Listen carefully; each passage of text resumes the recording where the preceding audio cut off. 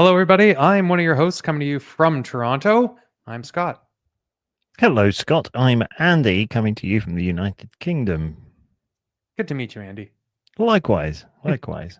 want to do a Like it's podcast for the together? first time ever. This is Tea and Timbits, where we share global perspectives on business development to help you prosper. And we are in August. Had to make sure that was still the case. And we've been talking about recruiting and onboarding this whole month, a critical part to success of your business development function, critical part of your business function, your reason for existing. We are going to talk about a slightly sensitive topic that at least can be sensitive. Maybe we'll help make it less sensitive. How you manage through a probationary period. But before we get to that, Andy, it's your turn to tell the story. Thank you, Scott. I have been in the studio for the last 5 or 6 days doing recording for music and working on a very exciting project, which I can't tell you anything about, but I will do very soon once it's all publicly available. And that will be very interesting. But that means I'm a bit short of stories because I can't talk about the one I had. So I'm going to pass it back to you and have you do a bonus story this week. Okay. Thanks for the heads up on that one. I do have a bit of a list here. Let me go back and consult. Thanks for come on, you don't have Dropping you anything in it. from okay. You didn't learn anything from how to operate. Okay. Okay, here's one. Oh, this is a good one. Okay, all right. Yeah, no, I'm excited about this one actually. So it's actually the beginning of our fiscal year right now. So it starts August 1st. And we're trying to change things up. We're trying to just think about how we can make some adjustments, do things smarter, run some more experiments. What was not working last year? What can we learn from that? What can we do better? And I have decided to use a different prospecting tool. So basically, we have a platform you're probably all familiar with and use regularly in the business community for that kind of social networking, and that's been our go-to for how to look up different accounts and key people and make some initial overtures and outreach and share our content and whatnot. But it's really difficult to understand if the people that you're engaging with have any buying intent whatsoever. And Yeah. so we get lots of great feedback that, oh, great, helpful, useful content. And that in the long run means that people know who we are, keeps us top of mind, and drives some inquiry. So we're not going to stop doing that, but we're going to switch the platform that we use for figuring out who we want to target for getting in front of with that content. So I won't name names here. I'm intentionally kind of being vague because we've switched to another very large organization in this space that provides curated lists or lets you curate lists and do some prospecting and purchase intent discovery and that kind of thing. And I have been aware of them. We've talked to them before. It's a very pricey platform, but I was driving and I got the phone call, the inbound to me. Hey, want to check in? Haven't talked to you in a while. Is this a good time for us to maybe explore the platform again together? And I was like, you know what? Like, poof, bang on, perfect time to reach out to me right when I'm starting to reconsider my fiscal plans. But then after about 4 or 5 minutes of talking to this prospect, I realized that they had switched my contact information in their system and that they had me down as a decision maker for an enterprise corporation, like I think in the healthcare space. And we quickly sort of then dispelled that confusion and figured out we weren't talking to each other in the right context. But I said I'm interested. And so that person put me in touch with somebody else. And I got another call later that day and from the smaller business team, and we booked a call. I got the invite, we got on, we did the demo. I had a follow-up, we're going through, and I wanted to then I was doing this off the side of my desk in between meetings at a very busy week, and then a meeting got canceled. And I was like, oh, I've got a free hour to actually sink into this. So I tried to call the sales guy back. So I found his email and I dialed the phone number. And some freaking window manufacturer in I don't know where answered the phone. And I was like, what? So I hung up the phone. I tried again. Same person answered. And I have like a virtual dialer in Microsoft Teams. And so I thought, well, maybe that's screwing it up. So I picked up my cell phone and I dialed the same number. Same person answered. I was like, How bizarre. what is happening? So then all of a sudden I panicked and I was like, holy crap. I have never initiated any of the communication here. It's always been the other party. And have I just fallen into the biggest phishing scam? Because they're getting that much more sophisticated and convoluted and lengthy. Because if they can string you along for a while and they get 20 grand at the other end, it's worth it to them just as much as it is to the SaaS company that's trying to give me their product. So I was like, holy crap, I've been scammed. So I call the 1-800 number on the website of this company and I'm like, I need to talk to, Jeff, that's not his name, but, and they were like, they were all confused. And I was like, I need you to tell Jeff to call me back. Like, is there a Jeff that works there? And they're like, we'll let you know. So internal messaging goes on and I get a phone call back out but at this point I wasted a lot of time. I went onto LinkedIn to discover whether or not this person existed in the real world. Did he work for the company that he was calling me from? Does he have colleagues that he's connected with? What the heck is his phone number and whatnot? So basically, a billion-dollar company had used some other call tracking system that had recycled this guy's phone number. He still had it in his email signature, and it had been given out to some window manufacturer, and they had screwed up internally. But I was like, dude, not cool.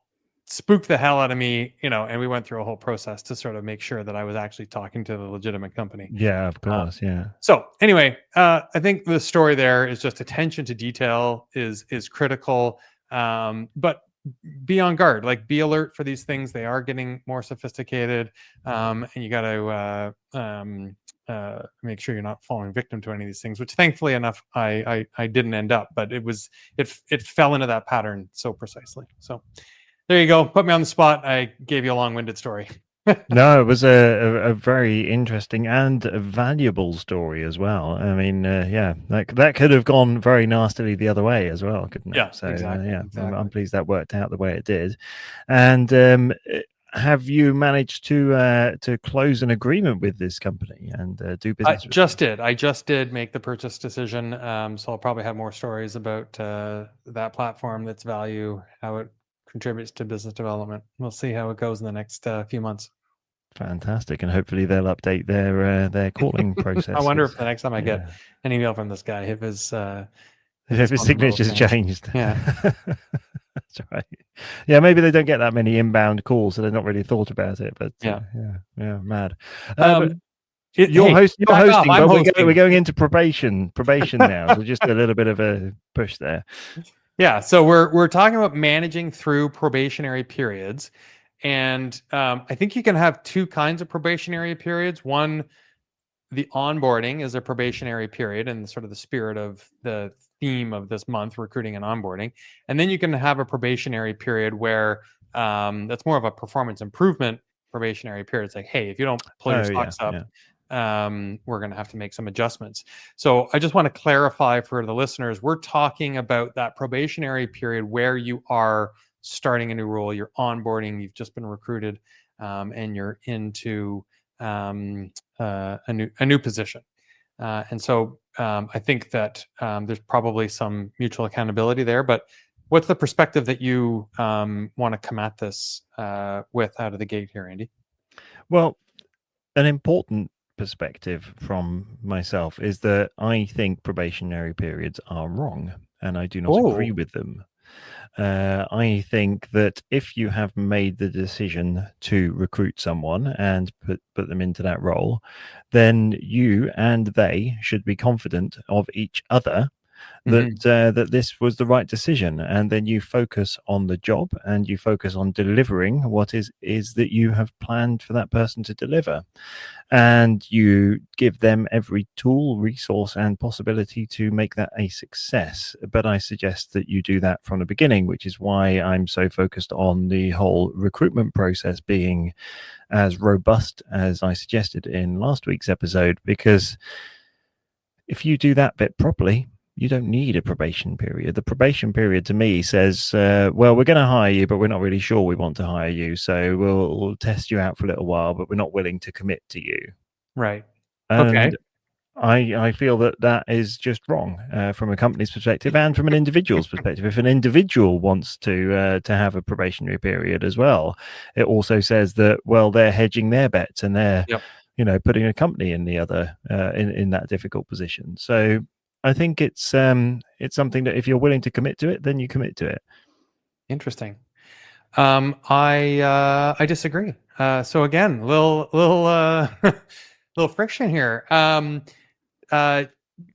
Couple of things. One, so I take your point. Yes, like you have to signal that you have complete faith and we've made the right hiring decision together. I think in a business development role, it is easier to actually um, help somebody exit when they're not performing than it is in other functions. It's like either you're delivering sales results or you're not. I mean, you can exit for other kinds of problems, but ultimately, if we boil it down to did you produce results or not, and the results are not there, it's a very easy conversation to say a probationary period or not. I think we need to find prosperity in other places. Good luck. Um, but I think a properly structured probationary period is very helpful in building more trust and long term success. It is difficult in, especially in, okay, so in my opinion, it's difficult in sort of the high touch B2B interactions to evaluate revenue generation likelihood in a short period of time. That could be an argument for your point about like just get rid of the probationary because you're not going to know for a year whether or not they actually, because you got to nurture and build and then it takes forever, like long sales cycles.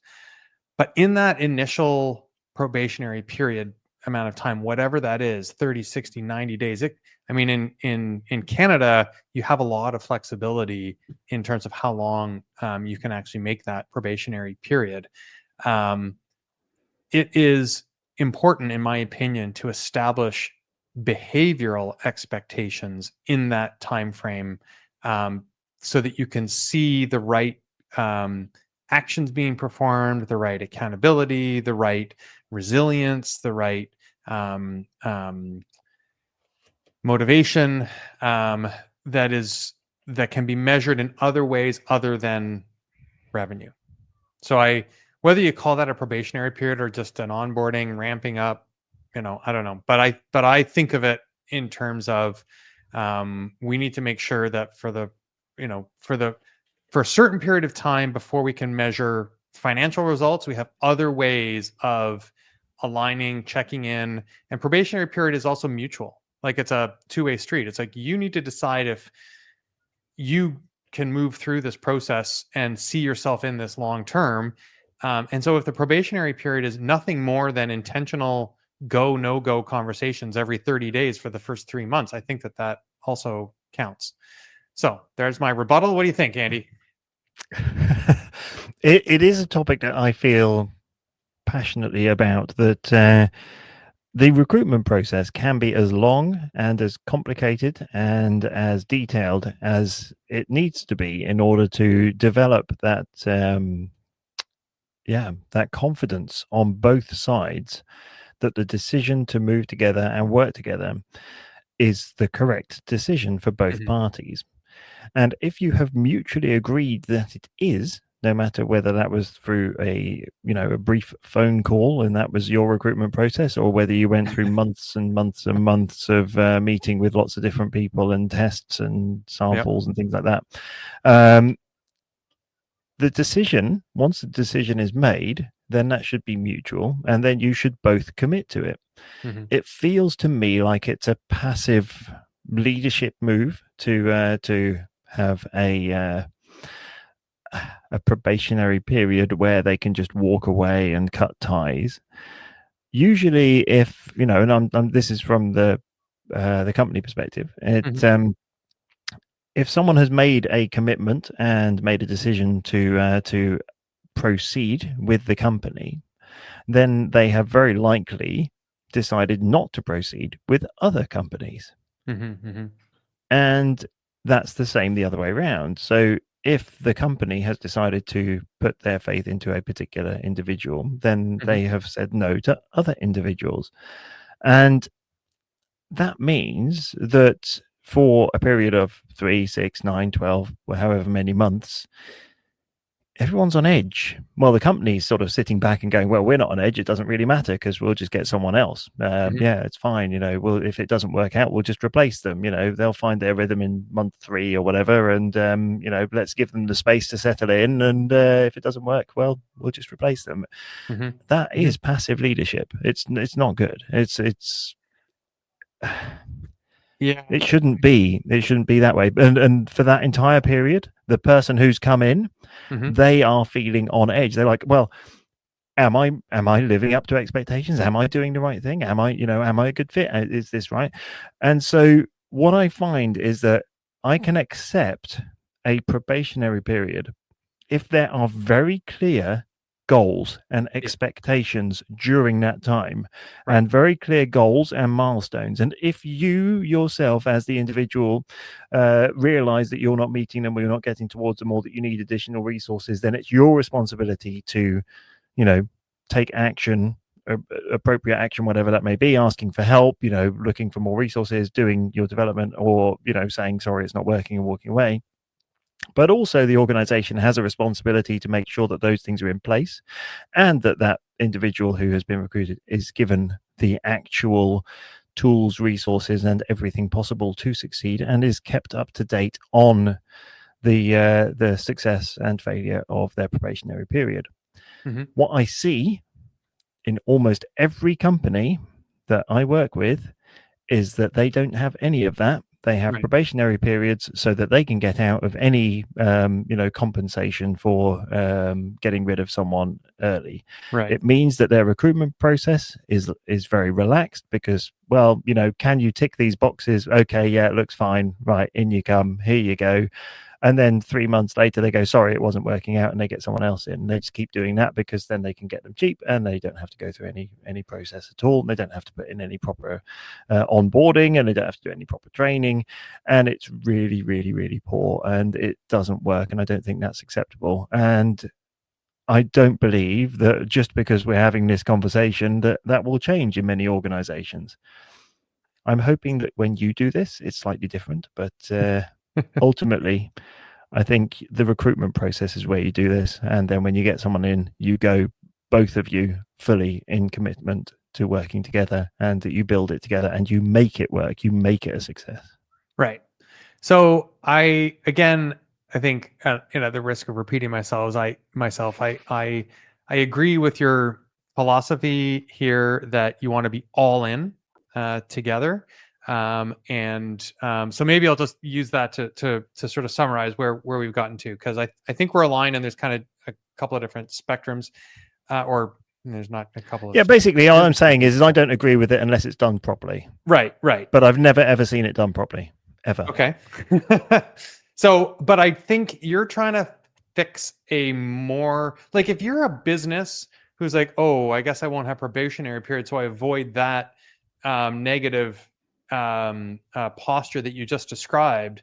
Whoa, that's not the right way to fix that. Like, then that person's going to come in and discover that the business posture is toxic, and it's just going to surface in many other ways. Like, we want, to give our listeners, I think, a bit of credit here. Like, if you are that kind of toxic business who's like, you know what, it doesn't really matter. I don't have to have a robust recruiting or onboarding. I'll just get them in, give them a job. And if they produce, they stay. If they don't, they go.